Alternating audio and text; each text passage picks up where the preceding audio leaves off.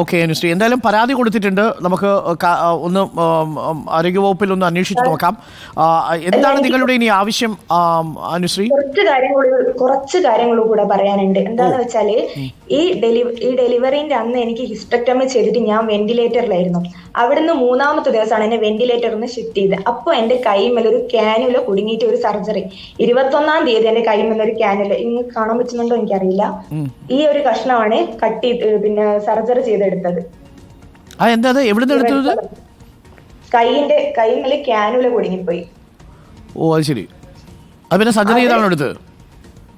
അത് സർജറി ചെയ്തെടുത്ത ന്യൂറോ സർജറിക്കാർ വന്നിട്ട് എടുത്തതാണത്. അത് ആരുടെ പിഴവായിരുന്നു അത്? അത് നേഴ്സ് അതുവരെ എല്ലാ ഇതിൽ കൂടെ മരുന്നൊക്കെ കയറ്റിയതാണ്. അതപ്പോ എനിക്ക് നേഴ്സാണ് ഇത് പിന്നെ റിമൂവ് ചെയ്യുന്നത്. റിമൂവ് ചെയ്യുമ്പോൾ ഇപ്പുറത്തെ രണ്ട് കയ്യിലുണ്ടായിരുന്നു. ഒരു കയ്യിൽ നിന്ന് എടുത്ത് മറ്റേ കയ്യിൽ നിന്ന് എടുക്കാൻ വരുമ്പോ നേഴ്സിന് ഇങ്ങനെ എന്തോ കഷ്ണം അതിനുള്ളിൽ പെട്ടിട്ടുണ്ട് ഇങ്ങനെ മനസ്സിലാക്കിയിട്ട് ഇങ്ങനെ നോക്കുമായിരുന്നു. അപ്പൊ ഞാൻ ചോദിച്ചു, ചേച്ചി എന്താ ഇത് കുടുങ്ങിപ്പോയിട്ടുണ്ടോ? അപ്പൊ ചേച്ചി പറഞ്ഞു ഒരു കഷ്ണം അതിൽ പൊട്ടിപ്പോയിട്ടുണ്ട് എന്ന് പറഞ്ഞു. പിന്നെ ഞാൻ ആ നേഴ്സിനെ എന്റെ അടുത്ത് കണ്ടിട്ടില്ല. പിന്നെ 2 ദിവസം കഴിഞ്ഞിട്ട് ആ നേഴ്സ് വന്ന് എന്റെ മുഖത്ത് നോക്കൂല.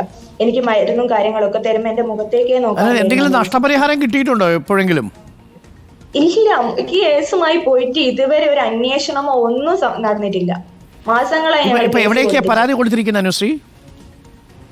സൂപ്രണ്ടിന് കൊടുത്തിട്ടുണ്ട്, കലക്ടർക്ക് കൊടുത്തിട്ടുണ്ട്, കമ്മീഷണർ, ആരോഗ്യമന്ത്രി, മുഖ്യമന്ത്രി, DME, പിന്നെ മനുഷ്യാവകാശ കമ്മീഷൻ കൊടുത്തിട്ടുണ്ട്, വനിതാ കമ്മീഷൻ. കൊടുക്കാത്ത ഒരു ഇതുമില്ല. ഐക്യരാഷ്ട്ര സംഘടനയെ കൂടി മാത്രമേ പരാതി കൊടുക്കാനുള്ളൂ. ആ അവസ്ഥയിലാണ് അല്ലേ?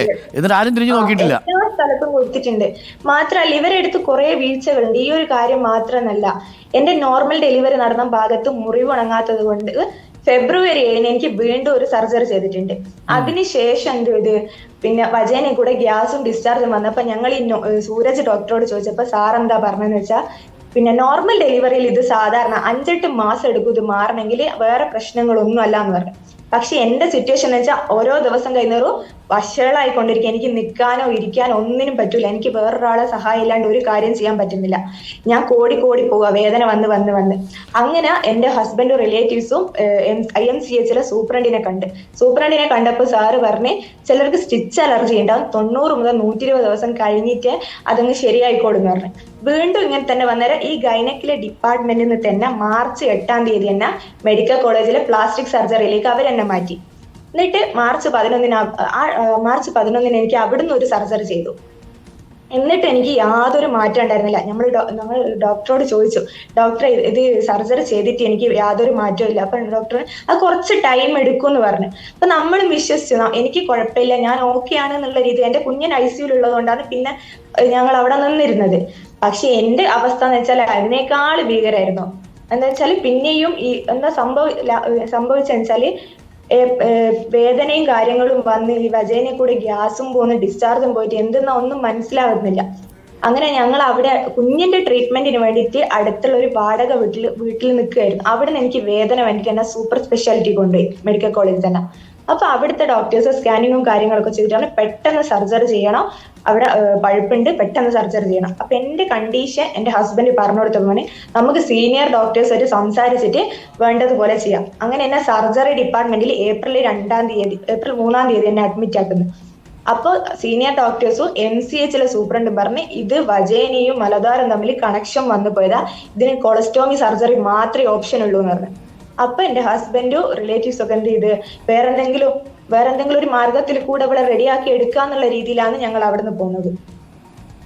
ഇപ്പം കുറച്ച് ഭേദമുണ്ടോ അതോ ഓപ്പറേഷൻ ചെയ്തോ? ഇപ്പൊ ഞങ്ങൾ പുറത്തൊരു ഹോസ്പിറ്റലിൽ നിന്ന് ഒരു പ്ലാസ്റ്റിക് സർജറി ചെയ്തതാണ്. ഇപ്പൊ എനിക്ക് പിന്നെ വലിയ പ്രശ്നങ്ങൾ, എന്നാലും ഇപ്പൊ ഞാൻ ഒരുപാട് ശാരീരിക പ്രശ്നങ്ങൾ അനുഭവിച്ചു. എന്തായാലും ആ പരാതിയിൽ നമുക്ക് ഒരു ഫോളോ അപ്പ് ചെയ്യാൻ ശ്രമിക്കാം. റിപ്പോർട്ടർ TVയും എന്താണ് അവിടെ സംഭവിച്ചത് നമുക്ക് അറിയണമല്ലോ. കാര്യം ഇത്തരം കാര്യങ്ങൾ ഒരുപാട് പേർക്ക് സംഭവിക്കാനുള്ള സാധ്യതയുണ്ട്. മുന്നറിയിപ്പ് കൂടിയാണ് അനുശ്രീ. അപ്പോൾ എന്തായാലും കാര്യങ്ങൾ നടക്കുമെന്ന് നമുക്ക് പ്രതീക്ഷിക്കാം.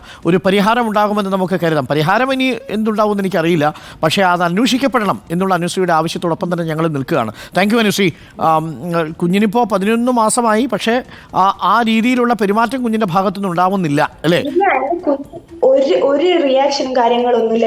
കിടന്ന സ്ഥലത്താണ്, ഒന്ന് കുമ്പിടാനോ ഒന്നിനും പറ്റില്ല. അവൻ ശരിക്കും ശബ്ദം കേട്ടാൽ നോക്കുകയൊക്കെ ചെയ്യുന്നുണ്ടോ? ഇല്ല. അത് മീൻസ് എന്തോ എവിടെയോ നോക്കും, കറക്റ്റ് നോട്ടല്ല. കണ്ണുകൊണ്ട് കാഴ്ചന്റെ കാര്യങ്ങളിൽ പ്രശ്നമുണ്ട്, ചെവിന്റെ കേൾവിന്റെ പ്രശ്നങ്ങളുണ്ട്, കംപ്ലീറ്റ് പ്രശ്നം. ഒന്നും ചെയ്യാൻ പറ്റുന്നില്ല. വായിൽ കൂടി ഞങ്ങൾക്ക് ഒരു ഭക്ഷണം കൊടുക്കാൻ പോലും പറ്റും. ഇപ്പൊ തന്നെ 4 മാസമായിട്ടേലും ഞങ്ങളെ വീട്ടിൽ വന്നിട്ട് ഈ 4 മാസത്തിൽ 4 പ്രാവശ്യം ഞങ്ങൾ മെഡിക്കൽ കോളേജിൽ അഡ്മിറ്റ്. 10 ദിവസം വെച്ച്. എന്താ ചെയ്യുന്ന അനുശ്രീയും കുടുംബവും? ഇപ്പൊ ഞങ്ങൾക്ക് ആർക്കും ഒരു ജോലിയും ഇല്ല. എന്റെ ഹസ്ബൻഡ് ഗൾഫിലായിരുന്നു, എന്റെ ഡെലിവറിക്ക് നാട്ടിൽ വന്നതാ. പക്ഷെങ്കിൽ കറക്റ്റ് സമയത്ത് തിരിച്ചു പോകാൻ പറ്റാത്തതുകൊണ്ട് ആ ജോലി പോയി. പിന്നെ എന്നെ ഒന്നെങ്കിൽ ഞാൻ ഹോസ്പിറ്റലിൽ അഡ്മിറ്റ്, അല്ലെങ്കിൽ എന്റെ കുഞ്ഞൻ അഡ്മിറ്റ്. ഞങ്ങളോട് രണ്ടാളോടെ മാറി മാറി നിൽക്കുക. എന്റെ അച്ഛനോ ഹസ്ബൻഡിനോ ആർക്കും പണിക്ക് പോകാൻ പറ്റുന്നില്ല. ഒരുപാട് തീർച്ചയായിട്ടും അത് അന്വേഷിക്കപ്പെടേണ്ട വിഷയമാണ് അനുശ്രീ. ഞങ്ങളും അതിന്റെ ഒപ്പമുണ്ട്. നമുക്ക് നോക്കാം, അതിന്റെ ഫോളോ അപ്പ് ഞങ്ങൾ ചെയ്യാം, കോഴിക്കോട് ബ്യൂറോയും. താങ്ക് യു അനുശ്രീ, പ്രതികരിച്ചതിനും ഒപ്പം വന്ന് ഈ കാര്യം പറഞ്ഞതിനും.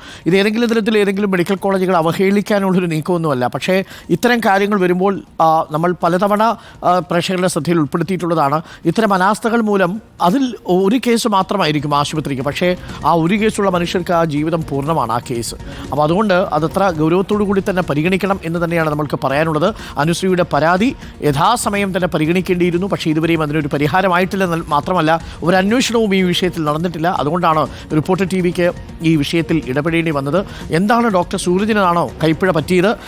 അവിടെ പല വാർത്തകളും നമ്മൾ കേൾക്കുന്നുണ്ട്. ഇപ്പോൾ അദ്ദേഹം സസ്പെൻഷനിലാണെന്നാണ് പറയുന്നത്. അങ്ങനെയാണെങ്കിൽ അതിനകത്ത് ചില കാര്യങ്ങളുണ്ടാവും. തീർച്ചയായിട്ടും ആ കാര്യങ്ങൾ പരിഹരിക്കണം. മാത്രമല്ല ചില ഡോക്ടർമാർ വളരെ മോശമായിട്ട് പെരുമാറി, അതിനകത്തൊരു ഹൗസ് സർജൻ തന്നെ വളരെ മോശമായി പെരുമാറി എന്നാണ് ഈ അനുശ്രീ പറഞ്ഞിരിക്കുന്നത്. പലപ്പോഴും ഈ ഗൈനക് ഡിപ്പാർട്ട്മെൻറ്റിൽ പോകുന്ന സമയത്ത് ചിലർ അനുതാപപൂർവ്വം പെരുമാറും, എന്നാൽ മറ്റു ചില നഴ്സുമാർ അങ്ങനെയല്ല പെരുമാറുന്നത്. ഇതൊക്കെ സർവ്വസാധാരണമാണ് എന്നതൊക്കെ അവർ പറയുമെങ്കിലും വേദന അനുഭവിക്കുന്നവർക്ക് അറിയാലോ അതിൻ്റെ വേദനയുടെ ആഴം. അപ്പോൾ